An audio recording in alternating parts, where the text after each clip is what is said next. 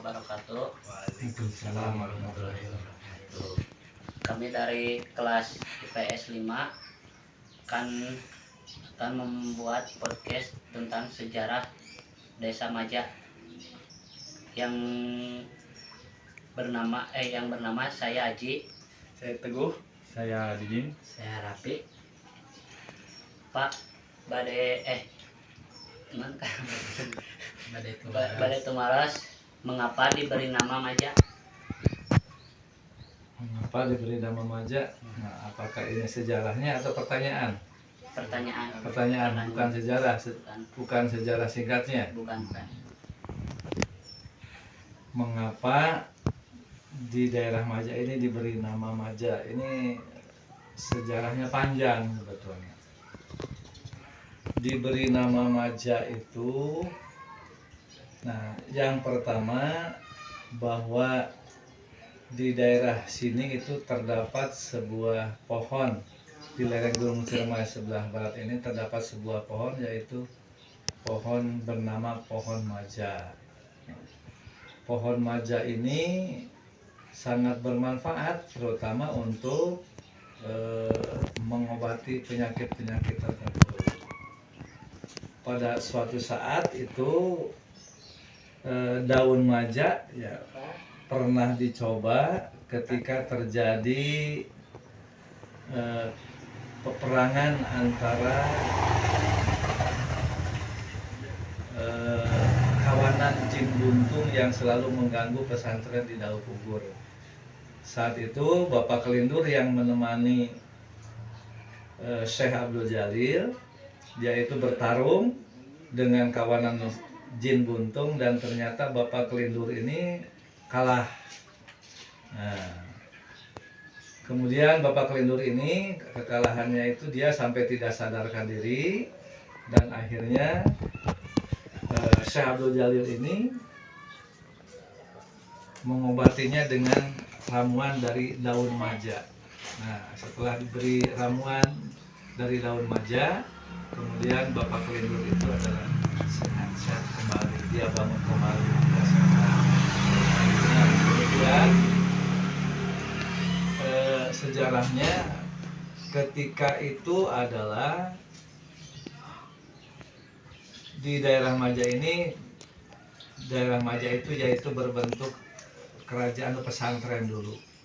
Ketika Syekh Abdul Jalil sudah tua, menjelang tua, kemudian pemerintahannya itu adalah diberikan kepada salah seorang santrinya yang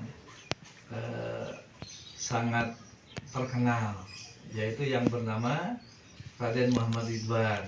Nah, dan kemudian Raden Muhammad Ridwan ini bisa memimpin pesantren dengan lebih bagus, bisa memimpin untuk pemerintahan di Maja. Akibat kemajuannya itu akhirnya pesantren Daupugur ini dirubah namanya menjadi pemerintahan Maja Jaya karena kejayaannya dalam mengembangkan agama Islam yang tersohor kemana-mana. Nah, itulah mengapa daerah ini disebutnya daerah Maja. Dulunya itu adalah kerajaan pemerintahan Maja Jaya yang diambil dari apa? Yang diambil dari pohon maja itu yang banyak khasiatnya untuk mengobati berbagai macam penyakit. Nah, itu sejarah singkatnya kenapa daerah ini diberi nama Maja. Itu diambil dari nama sebuah pohon yang bernama pohon Maja dan diambil juga dari kejayaan pemerintahan Maja Jaya ketika dipimpin oleh Raden Muhammad Ridwan yang sekarang dikenal dengan Daun. Sampai sekarang dia punya Maja. Panggil tokoh-tokohna Tokoh mana? Dia Maja. Tokoh yang pada saat itu banyak tokoh. Yang pertama, tokoh pendiri Maja itu adalah yang pertama adalah Syekh Abdul Jalil yang dikenal dengan dalam Sukapura. Dia yang pertama kali mengembangkan agama Islam dan pertama kali membangun wilayah Maja untuk di daerah wilayah ini, wilayah Celongkrang ini. Kemudian ada lagi yang bernama teman Syekh Abdul Jalil, yaitu Bapak Kelindur. Ya, namanya Bapak Kelindur, yang selalu menemani Syekh Abdul Jalil, selalu setia membantu dalam mengembangkan agama Islam.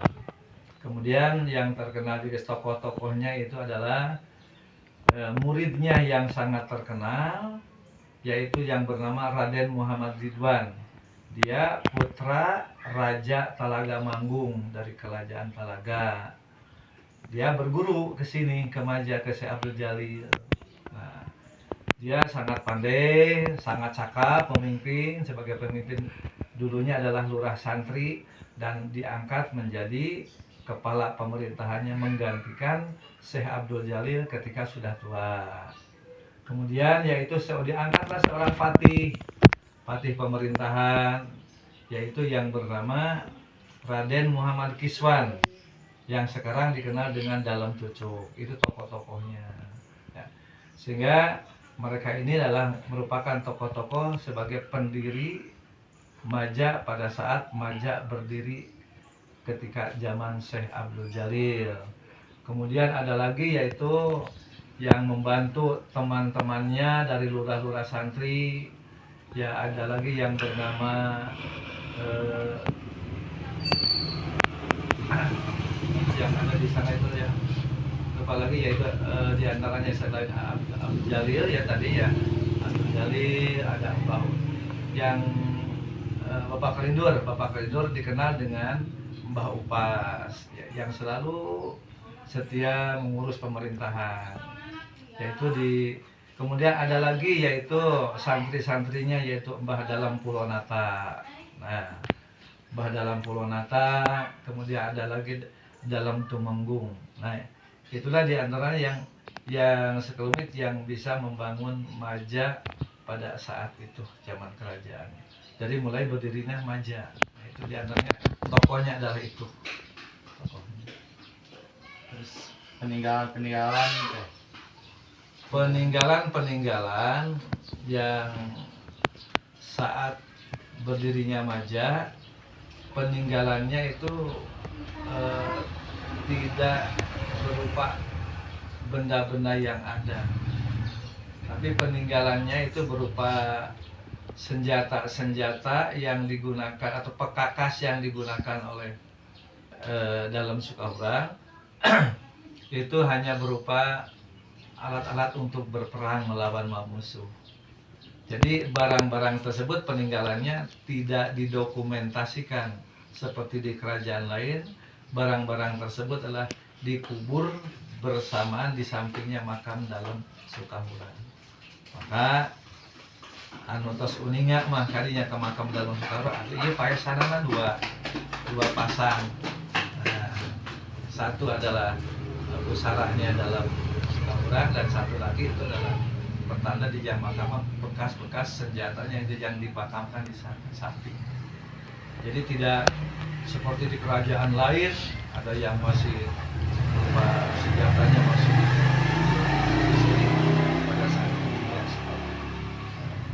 Jadi peninggalan yang wujudnya ya tidak ada, hanya semacam pemakaman. Terus siapa yang menemukan buah maja pertama kali? Yang pertama kali menemukan buah maja yaitu Syekh Abdul Jalil. Ya, sana menemukan buah maja yaitu Syekh Abdul Jalil, yang digunakan pertama kali adalah untuk mengobati sakitnya ketika berperang Bapak Kelindur atau Mbah Upas itu. Sehingga dipakai ramuan, pakai obat, maka alhamdulillah itu dapat mengobati lukanya Bapak Kelindur. Dan habis berperang dengan kalangan jin guntung. Nah, itu. Buah maja pemainnya masih ayah? Buah maja sekarang ada wujudnya, itu di depan kantor kecamatan Maja ada. Yaitu di depan kantor kecamatan Maja itu ada, itu adalah buah maja.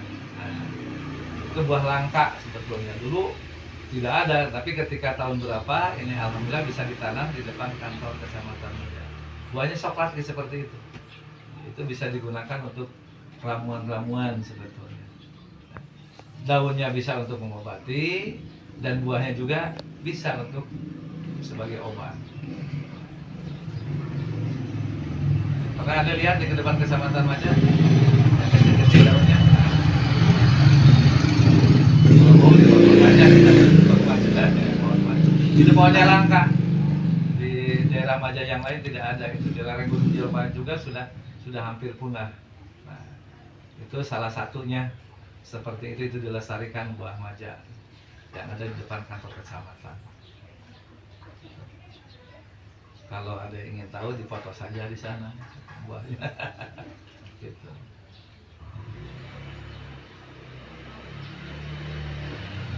Apalagi? Pesantren itu tidak berkembang lagi sekarang. Oh, sebetulnya pesantren itu berkembang pesat. Sebetulnya berkembang pesat. Ya, hanya kesininya itu adalah mengalami perubahan-perubahan sesuai dengan perubahan teknologi. Santrinya banyak di pesantren Dahu Pugur itu. Santrinya banyak, tapi santri banyak itu dari luar. Karena santri-santri yang berguru ke daerah itu, dia menyebarkan agama lagi di tempat-tempat yang lain. Itu banyak yang seperti itu. Nah, tetapi akhirnya sesuai dengan perkembangan zaman, nah karena yang penduduk aslinya di sini ini banyak yang keluar, makanya pesantrennya jadi kurang terurus. Dan santri-santrinya itu banyak yang mengaji dari luar. Di luarnya itu adalah pesat perkembangannya pesat.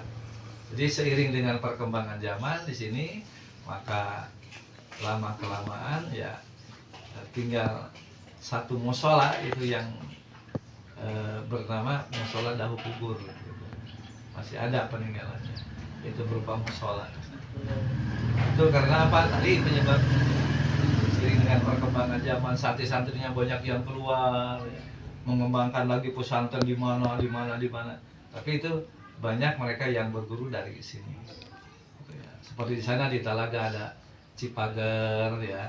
Nah itu berguru sama itu juga. Santri-santri banyak yang kemana-kemana. Ya.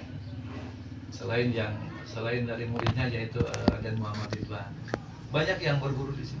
Dalam Pulau Nata, ada dalam Tumenggung sama. Sekarang tinggal nama. Gitu ya. Jadi makin kesini ya peninggalannya makin kurang terurus. Yang bisa diurus ya cuma makamnya saja sekarang. Itu makam dalam Sukaurang yang ada di Blok Salasa dan makam dalam Lumaju yang ada di makam di Blok A di sana. Dan dalam cucuknya itu ada di sebelah selatan, tapi tidak dibentuk dalam sebuah bangunan. Hanya dalam yang ada pohon tertentu di sana depan itu karena di bawah pohon.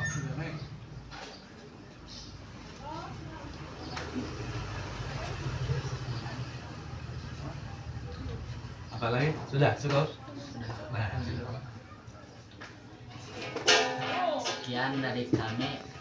Assalamualaikum warahmatullahi wabarakatuh. Waalaikumsalam.